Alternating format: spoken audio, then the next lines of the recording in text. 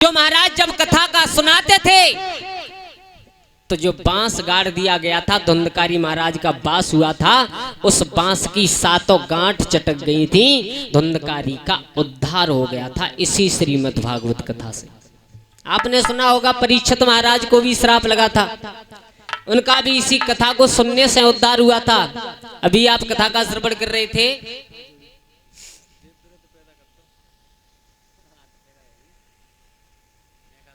कि हस्तिनापुर में महाराज गंगा मैया के उदर से और 8 पुत्रों का जन्म हुआ था। 7 बेटा अपने हाथों से मार दिए थे गंगा ने, 7 गंगा में ले जाकर के बहा देती थी नदिया में। 8वां पुत्र पैदा हुआ, उसको भी बहाना चाहती थी। तब तक तो शांतनु महाराज ने आवाज लगा दी, गंगा तू कैसी माता है? एक माता वो होती है जो अपने बेटा के पीछे अपना सब कुछ नौछावर कर देती है महाराज, और तू कैसी माता है कि बेटा को जन्म देती है, नदिया में प्रवाह कर देती है। और ये बात हकीकत है, आज तक ऐसी काऊ की महतारी नहीं होगी महाराज जो अपने बेटा है कभी दुखी देखना चाहे। अच्छा एक बात बताओ, इतनी मैया बैठी है, कोई मैया ये चाहती है कि हमारा बेटा आगे चल के दुखी रहे? कोई महाराज सब यही चाहती है कि हमारा बेटा सुखी रहे, जहां रहे वहां सुखी रहे। लेकिन बेटा तो ऐसे बहुत होते हैं, मेहताई बाप की सेवा करवो तो बहुत दूर मोहते ना है बोलते ने। कोई बात है जाए पति पत्नी मतलब सास बहू में, तो बेटा पहले मेहताई तो बोलो छोड़ जाता है। भैया बुरी मत मानिए, यहाँ 9 साल में कोई ना, यहाँ तो सब बढ़िया है। जब हम यहाँ की तो कहती ना देखो अगली साल आए फिर आएगी दोबारा, तो यहाँ तो हमें माल में 9 दिन पहले रहे या दूसरा दिन फिर रहेगा। यहाँ कोई ना, यहाँ तो सब अच्छे हैं महाराज। लेकिन किसी की माँ ये नहीं सोचती है कि मेरा बेटा दुखी रहे, यही सोचती है कि जहां भी रहे, जैसा भी रहे, चाहे न्यारो रहे चाहे साजी रहे, लेकिन सुखी रहे। और तू कैसी माता है जो बेटा को जन्म देती है और जन्मते ही नदी में डाल करके चली जाती है? सो गंगा ने हाथ जोड़े, महाराज सुनो मेरी एक बात। क्या बोली गंगा?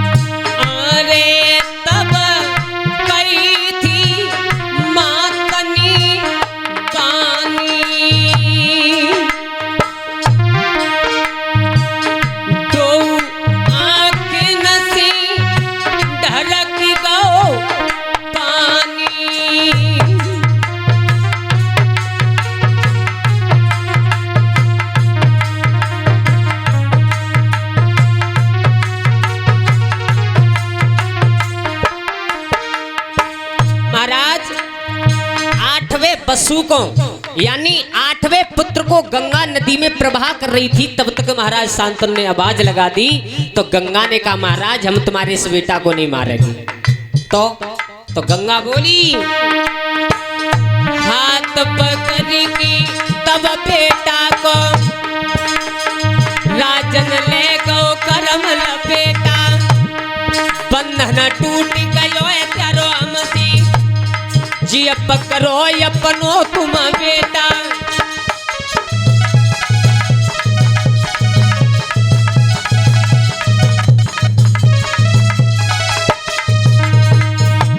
महाराज गंगा ने कहा महाराज शांतन रो ना, हम तुम्हारे इस बेटा को नहीं मारेंगे, लेकिन उस दिन की ध्यान करो, याद करो कि जिस दिन हमारी तुम्हारी शादी हुई थी तो एक बात तय हुई थी, मालूम है महाराज परीक्षित जी? ये बात तय हुई थी कि चाहे मैं अपने हाथों से किसी को मारे चाहे छोड़े, चाहे सताएं, चाहे किसी का सम्मान करे चाहे अपमान करे, लेकिन कभी हमें रोकोगे नहीं। और आज तुमने रोका है तो महाराज आज तक हम तुम्हारी पत्नी, तुम हमारे पति, अब ना तुम हमारे पति ना हम तुम्हारी। गंगा ने कह दिया महाराज ये अपना बेटा पकड़ो।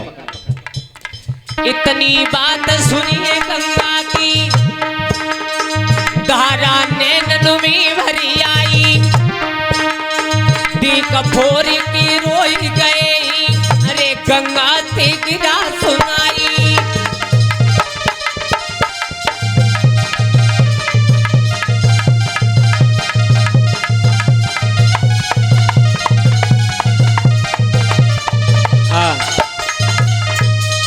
उस 8वें बेटा को गंगा महाराज शांतनु के हाथ में दे दिया। महाराज ये तुम्हारा बेटा है, हम देवलोक के लिए जा रही हैं, तुम हस्तिनापुर के लिए जाओ।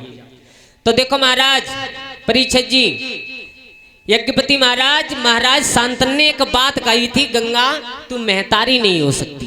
क्यों महाराज? महतारी में और जननी में अंतर होता है। क्या अंतर होता है मालूम है? माता किसे कहते हैं? माताम निर्माताम भवती, यानी जो बच्चे का निर्माण करे, जो बच्चे को सद्मार्ग की ओर ले जाए। परीक्षित महाराज इस बात को आप जानते होंगे कि सबसे पहले गुरु कौन होते हैं बच्चे के?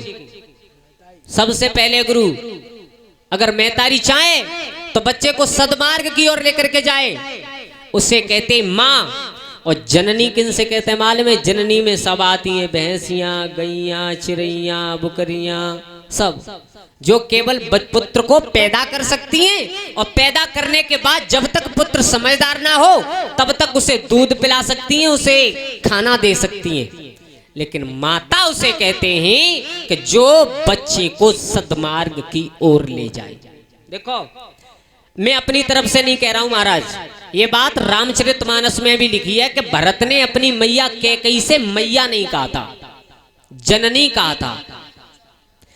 हंस बंस दशरथ जनक राम लखन से भाई, और तू जननी जननी भई विदेशों कछुन बसाए।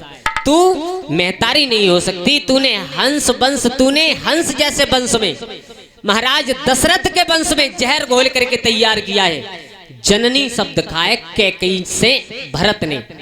तो महाराज गंगा उस बेटा को शांतनु महाराज को सौंप करके और चलने के लिए तैयार हुई। तो शांतनु महाराज ने एक बात कही, गंगा देखो तुम जा तो रही हो, लेकिन एक बात बताएं, तुम इस बेटा को अपने साथ में ले जाओ। अपने साथ, ध्यान देना महाराज, अपने साथ में कहा? बोले मां तुम इसका पालन करना। क्यों? क्योंकि महाराज आप अजमा करके देख लेना, महतारी में दोनों धर्म निभाने की ताकत होती है। अजमा लेना, अगर 4 छोटे छोटे बच्चाओं को छोड़ करके पिताजी गुजर जाएं तो महतारी मेहनत मजूरी करके उन 4 बच्चों को पालन कर ले जाएगी महाराज, दुखी सुखी रह करके। लेकिन 4 छोटे छोटे बच्चाओं को छोड़ करके अगर मां चली जाए तो पिता पालन तो करते है महाराज, लेकिन कबू नंसार भेजे हो, कबू बुअन के यहाँ भेजे हो, कबू अपनी बहनन के यहाँ भेजे हो, बड़ा आफत है जाई। लेकिन माँ में वो ताकत होती है कि पिता का भी धर्म निभा सकती है और महतारी का भी धर्म निभा सकती है। तो महाराज गंगा उस बेटा को लेकर के देवलोक के लिए चली गई। उसी बेटा का नाम रखा गया था देवव्रत। आगे चल करके जिनका नाम पड़ा पितामह भीष्म, गंगा के पुत्र थे वो। महाराज 11.5 साल का वक्त हुआ, लेकर के गंगा हस्तिनापुर में उस बेटा को छोड़ गई। उन्हीं का नाम पड़ा था देवव्रत।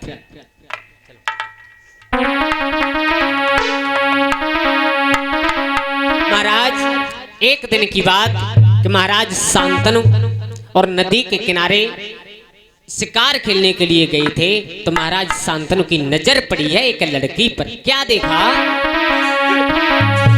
अरे पानी पहनाव और चलाए रही रे मला की बिटरिया, पानी पहनाव।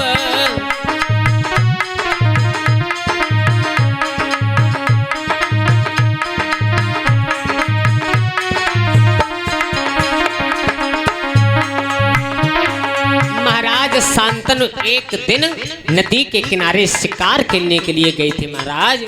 तो क्या देखा महाराज ने? वो पानी पे नाव चलाए रही रे मला की बिटरिया, पानी पे नाव। हेलो, पानी पे नाव चलाई रही रे मला की बिटरिया, पानी पे नाव चलाई रही रे मला की बिटरिया, पानी पे नाव चलाई रही रे मला की बिटरिया, पानी पे नाव चलाई रही रे मला की बिटरिया।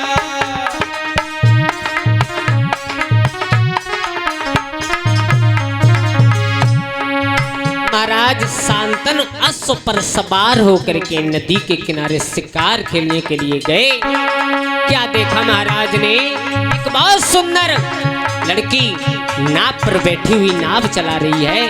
आहा, छोड़ गयो गजपुर को लालो, छोड़ गया गजपुर को लालो, मार दयो बिटिया को जालो, मार दयो बिटिया को जालो, ओ बातो मंद मंद मुस्काए रही रे मला की बिटरिया।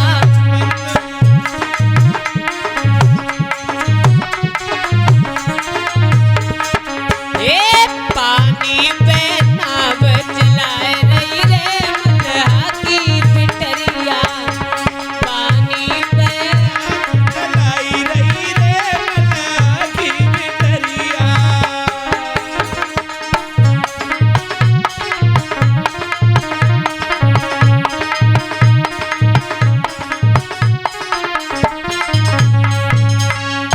महाराज शांतनु नदी के किनारे घूम रहे थे। इस योग महाराज शांतनु नदी के किनारे देखा तो एक बहुत सुंदर मल्लाह की बिटिया नाव चला रही थी। महाराज शांतनु ने ऐसा मालूम पड़ा महाराज को मानो मेरी दूसरी गंगा प्रकट हुई हो। गंगा मैया तो चली गई थी, तो अब शांतनु महाराज ने सब कुछ भूल करके उस बिटिया को इशारा दिया, अपने पास बुलाया। तो देखो शांतनु महाराज उस बिटिया के सामने विवाह का प्रस्ताव रख दिया कि तुम्हारा नाम क्या है, एक काम करो तुम हमसे शादी कर लो। महाराज उस बिटिया ने अपने माथे से हाथ मारो एक बात कही, महाराज हमें तो ऐसा मालूम पड़ता है कि हम तो ऐसा सोचते थे कि राजा महाराजा कछु चतुर होते हैं थोड़े बहुत, लेकिन तुम तो बिल्कुल बे हो। बे जान तो किंतु कहते हैं बे, जानते हो महाराज बे बिन के सींग नाए होत को होते हैं पता है। महाराज हमें तो ऐसा प्रतीत हो रहा है तुम कुछ नहीं जानते हो। बोले क्यों? बोले इसलिए कि तुम हमसे सीधी बात कर रहे हो शादी की कि तुम हमसे शादी कर लो, लेकिन तुम्हें एक बात मालूम है क्या कि जब तक लड़की की शादी नहीं हो जाती तब तक उसके शरीर पर उसके पिता का हक होता है, और जा घर में बाप बिटिया की शादी करे आवे महाराज बाई घर में बेचारी पड़ी रहती, और तुम हमसे बात कर रहे हो। महाराज अगर तुम्हें हमसे शादी करनी है तो हमारे पिताजी निषाद राज से जाकर के पूछो और वो सहमत हो जाएं तो हम तुमसे शादी कर सकते हैं। अच्छा बोले हाँ। महाराज शांतनु समझ गए कि जी तो मेरी गंगा से ज्यादा चतुर है।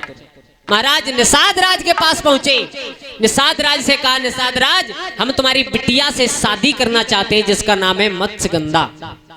अच्छा बोले हाँ। तो देखो महाराज निषाद राज ने साफ इनकार कर दिया। क्यों? एक बात कही महाराज हम तुमसे विवाह तो कर देते लेकिन उसमें एक चक्कर है। बोले क्या? बोले चक्कर ये है कि हमारी बिटिया के जो पुत्र पैदा होगा वो हस्तिनापुर का राजा बनेगा नहीं। क्यों नहीं बनेगा? इसलिए नहीं बनेगा कि राजनीति का ये नियम है कि जो बड़ा पुत्र होता है वो राजगद्दी का मालिक होता है, बड़ा बेटा। और तुम्हारे घर में गंगा के गर्भ से जो देवव्रत नाम का बालक है वो बड़ा है, तो महाराज हमारी बिटिया का पुत्र हस्तिनापुर का राजा नहीं बनेगा तो हम तुम्हारे साथ में विवाह कर नहीं पाएंगे। महाराज शांतनु महाराज वापस तो चले आए, लेकिन दिल में एक बीमारी लग गई। बीमारी, और वो बीमारी कैसी है महाराज मालूम है जाको, आज तक का ऊपर इलाज और ना है। ऐसी बीमारी महाराज शांतनु अगर खानो खाए हुए बैठे थरिया में सत्यवती दिखाई दे, पानी पीवे बैठे गिलास में सत्यवती दिखाई दे। हमारे विद्वानों ने एक बात लिखी, अरे थोड़े जल में और मीन के जैसी और तड़पी तड़पी भी लगाती है।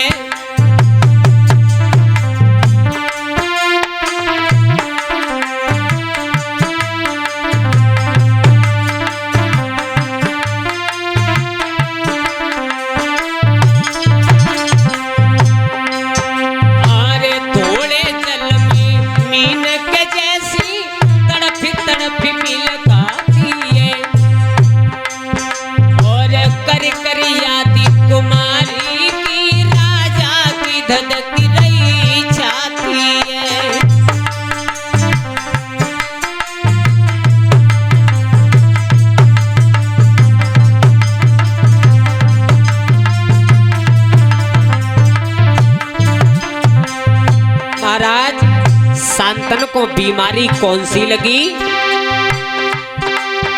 अरे कर कर याद कुमारी की राजा की धधक रही छाती है।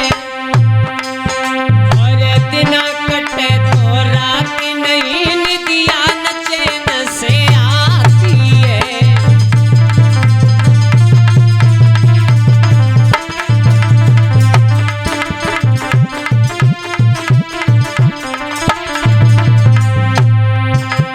महाराज शांतनु को लग गया प्रेम रोग महाराज, जिसकी दवाई आज तक बनी ही नहीं कभी भी। ऐसी बीमारी लगी है महाराज शांतनु को। सूखते चले आए,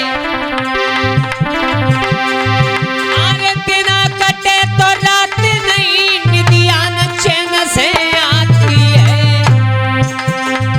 और प्रेम मरीजों की हालत कछु ऐसी हो जाती है।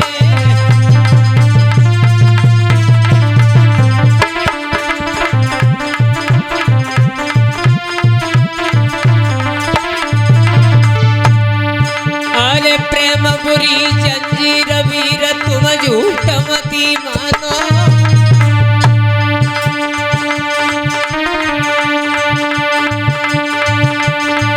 जामे बुद्धि करे न काम बुरी बीमारी जय जानो। अरे हमेशा दिल पे दिल धड़के, बुद्धि करे न काम करे जो बिना प्रेमी तड़पे। रे आराम खाना पीना होवे लला लव कुछ, दिन में परे न चैन रात को नींद न आई।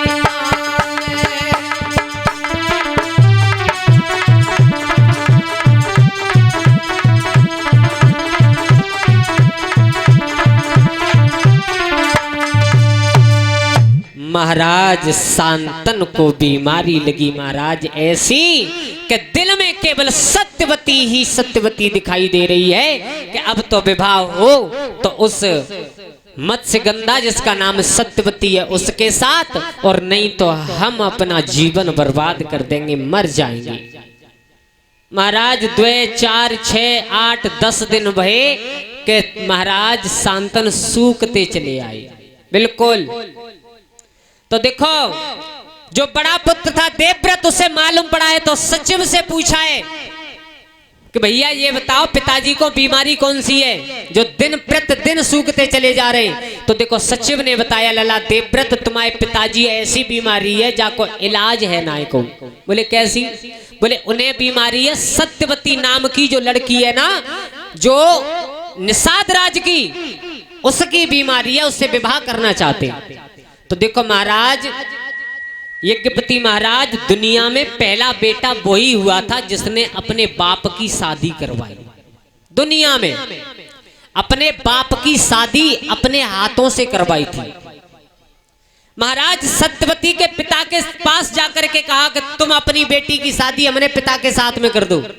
तो जो बात निषाद राज ने शांतनु महाराज से कही और वही बात देवव्रत से कह दी। बोले लाला शादी तो कर देते, लेकिन इसमें एक दोष है। बोले क्या? बोले ये है कि हस्तिनापुर के राजा तुम बनोगे क्योंकि तुम बड़े बेटा हो। हमारी बिटिया के जो पुत्र पैदा होगा वो तो राजा बनेगा नहीं, तो हम अपनी बिटिया का विवाह तुम्हारे पिता के साथ में क्यों करें? तो महाराज देखो, इसे कहते हैं पितृभक्ति। देवव्रत ने हाथ जोड़ करके कहा था महाराज बस छोटी सी बात, छोटी सी, तो आज मैं प्रण कर रहा हूं। और कैसा प्रण किया था उस देवव्रत ने अपने पिता के प्रति, लिखा हमारे विद्वानों ने,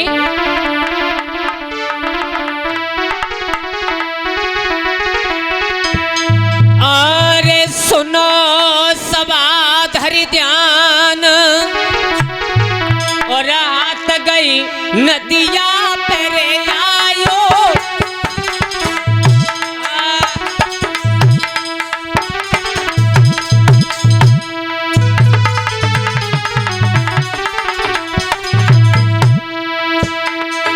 सुनो सवा धरि ध्यान, हाथ गई नदिया पेरे आयो।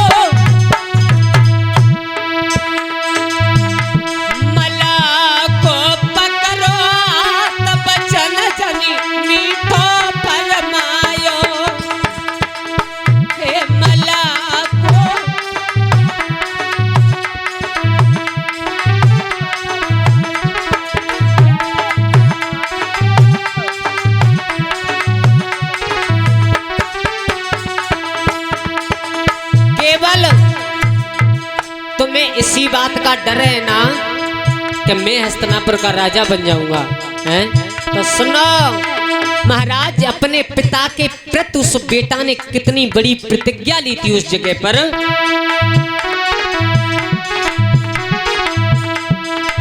अरे कि समय जो मैया की खाऊं,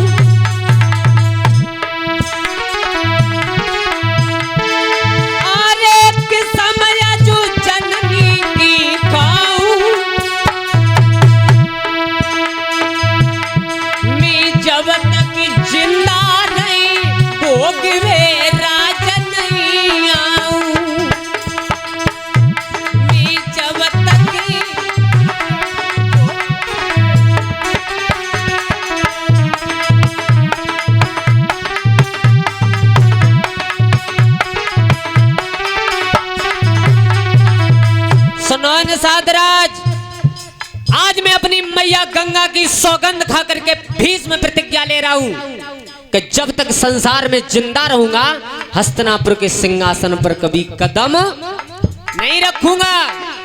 निषादराज ने की बेटा तुम ना रखो तो तुम्हारी औलाद रखे ही, जो बड़े तो तुम ही हो। अच्छा, बोले हाँ, तो देखो एक प्रतिज्ञा और की, अगर तुम औलाद की बात कर रहे हो ना तो सुनो।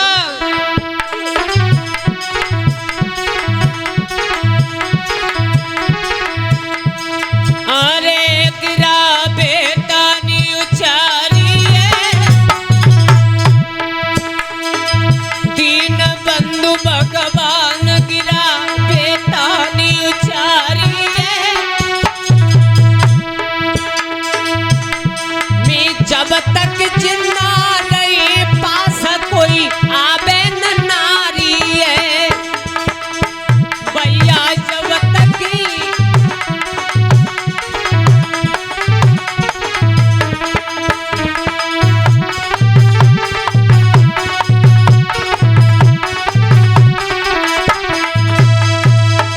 महाराज यज्ञपति जी उसी जगह पर भीष्म प्रतिज्ञा की है।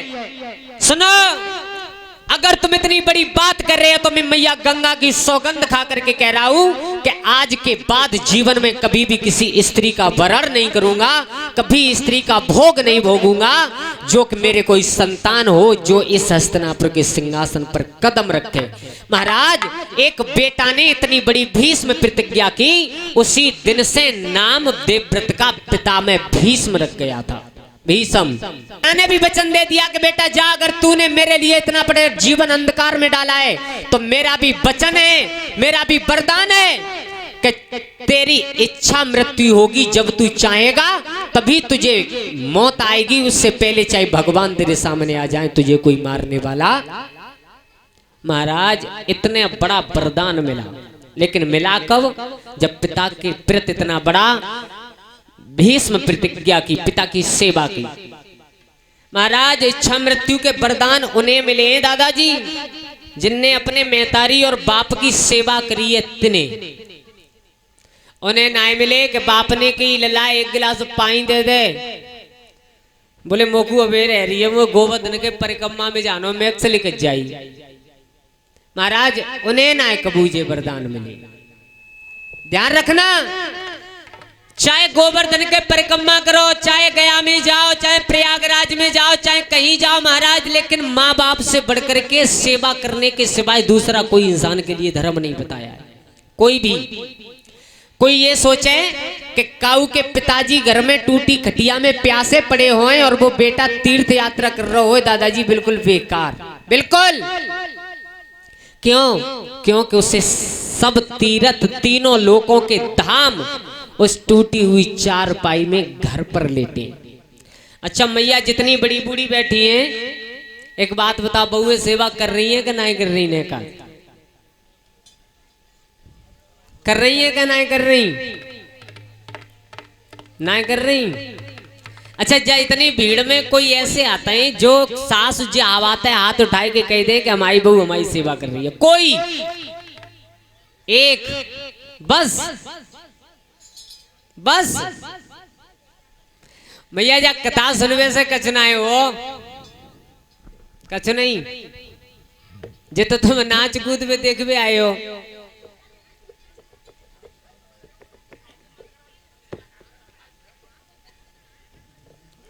महाराज देखो एक बात बताऊं दादाजी, मैं उसे सबसे बड़ा पैसे वाला समझता हूं। किसे? सबसे बड़ा धनवान। एक टूटी सी मड़ैया हो यज्ञपति महाराज, और टूटी सी मड़ैया में टूटी सी चारपाई पे बुजुर्ग लेटे हों और तुम्हें देखत कहन हंस जाएं, तुम्हें देख के हंस जाएं। उनसे पूछिए दादाजी सेवा है रही है? बोले हाँ। तो महाराज बातें पढ़ो, संसार में कोई धनवान ना है चाहे टूटी मड़ैया में पढ़ो है बिल्कुल, लेकिन 10 मंजिल मकान बनाए के खड़ो कर लियो, द्वार पे जाको बड़ो बूढ़ो बैठ के रोएगो। महाराज पैसा बे सके लेकिन वो संसार में कभी सुखी नहीं रह सकता है। ये श्रीमद् भागवत कथा का प्रमाण है। भैया ये कथा जाते का सुनाए है रो हो भाई थे, जब डुकरिया डोकरन के आशीर्वाद मिलेंगे तब जासे कचनाए हो। कथा है क्या चीज महाराज? कथा ये है कि कथा हमें केवल ये बताती है कि हमारे तुम्हारे बुजुर्ग पुरखा दादा परदादा कैसे रहे, जिन्होंने अपने परिवार के प्रति कैसी निष्ठा की, जिनका धर्म क्या था, वो धर्म आज हमें अपनाना चाहिए। महाराज राम के बारे में आपने सुना होगा, रामचरितमानस सब पढ़ते हो सब जानते हो। भगवान राम का सुबह उठ करके कौन सा काम था मालूम है? सबसे पहले गोस्वामी जी ने लिखा रामचरितमानस में, अरे प्रातः काल उठ के रघुनाथा, माता पिता गुर लागो माथा।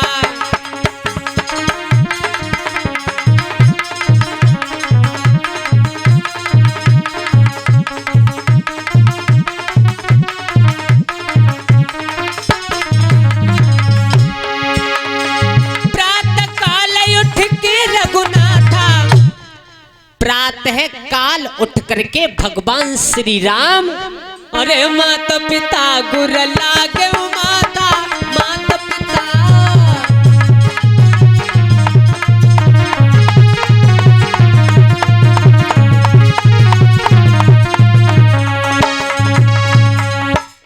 प्रातः काल उठ के रघुनाथा, महाराज भगवान श्री राम जब सुबह उठते थे तो सबसे पहले अपने माँ और बाप और गुरुजनों के चरणों में प्रणाम करते थे, तब उनका दिन शुरू होता था।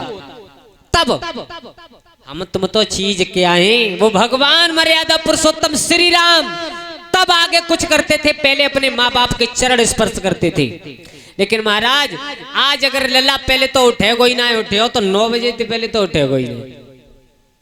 अच्छा एक बात बताऊं, 9 बजे जो भैया सोए की जगत कहाँ है, वे एक बात गांठ बांध लियो राजेश, कौन सी मालूम है? या तो उनकी सैलरी अच्छी है, तब मेहता ही बाप 9 बजे तक सुबह दे रहे हैं, या उनते कोई उम्मीद ही ना है, बोले तू मरे तैसे मतलब तो कोई मतलब ही ना है।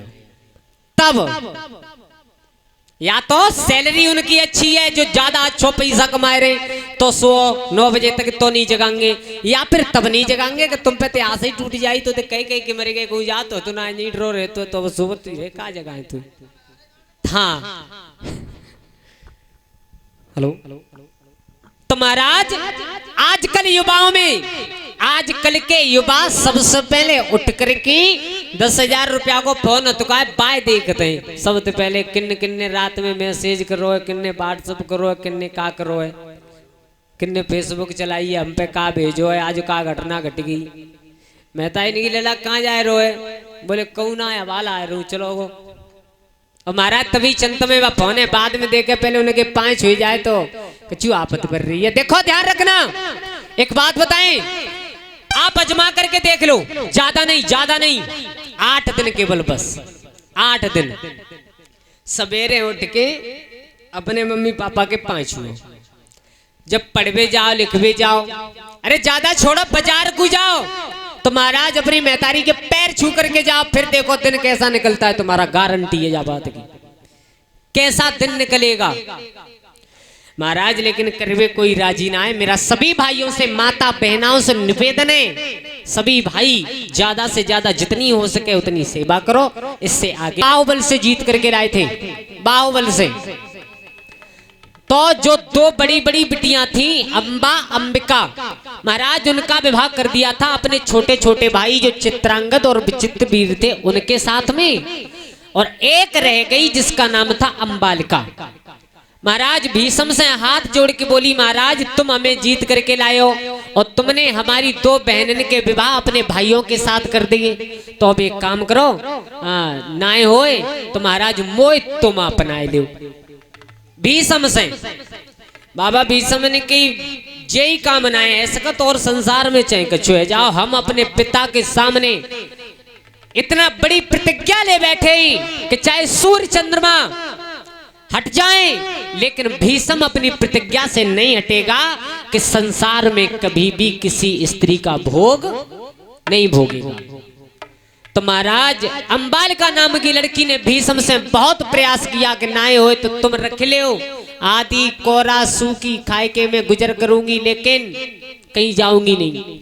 महाराज भीष्म ने मना कर दिया।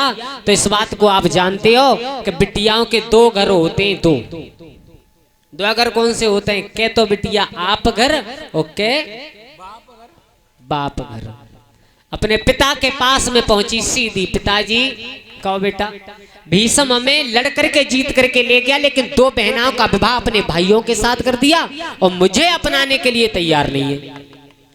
तो महाराज देखो पिता ने कितनी सुंदर बात की, बेटा सुन, इस संसार में केवल एक आदमी ऐसा है जो तेरा विवाह भीष्म के साथ में करवा सकता है, एक, दूसरा कोई नहीं है। बोले पिताजी कौन है?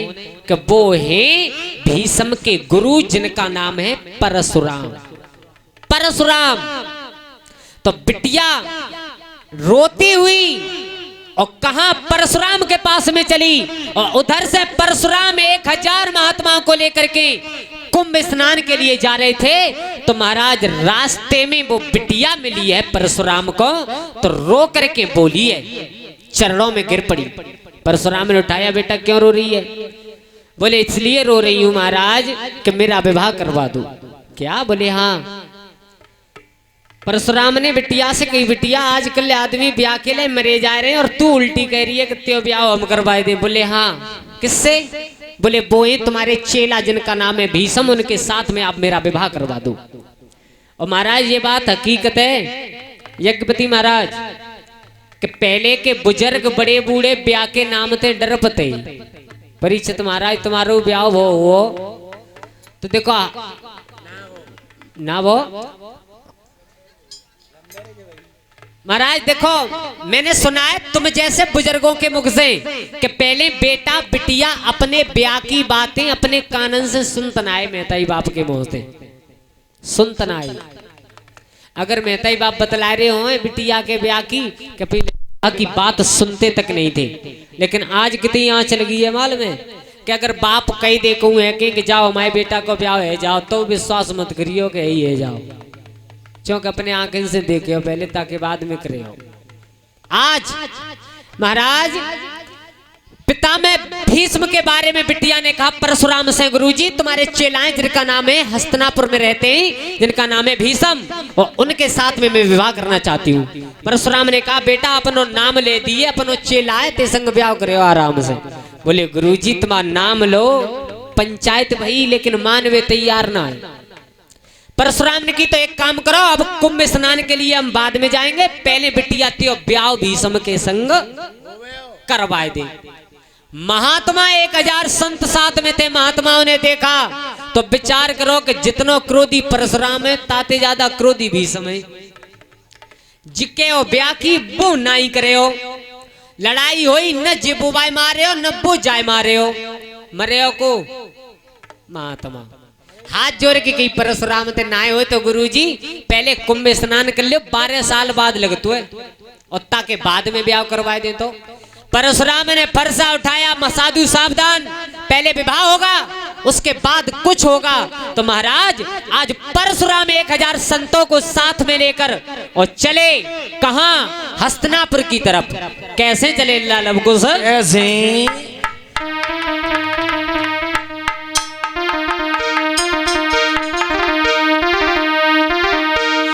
अरे